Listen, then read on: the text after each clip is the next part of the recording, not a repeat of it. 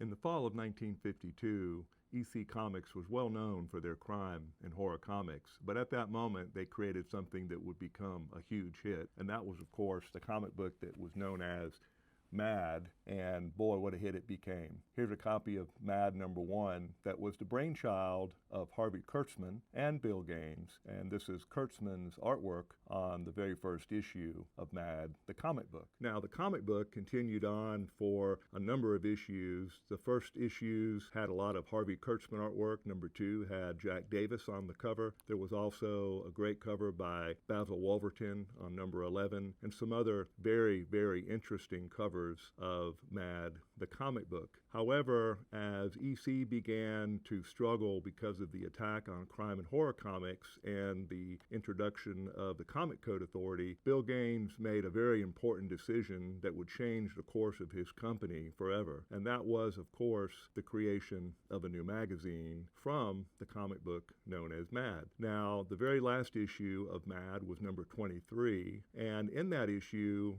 the editors put an important announcement, and that important announcement was, of course, that this would be the very last issue of Mad the comic book, and with the next issue, #24, it would become a magazine. So, in July of 1955, a new magazine was born. This is the first issue of Mad in magazine format, and as you can see on the cover, they indicated that there was an important announcement inside the magazine. What was that important announcement? It was, please buy this magazine. Well, they did, and the magazine became a huge hit, and many issues of Mad began being published, starting with this issue, #1, and Harvey Kurtzman remained as the editor. But something happened about a year later that really changed the course of the magazine and propelled it into being a pop culture phenomenon. And that was, of course, the introduction of Alfred E. Neuman on the cover of the magazine. Now, if you go back and look at issue #1, and you look at the very, very top up here on issue #1,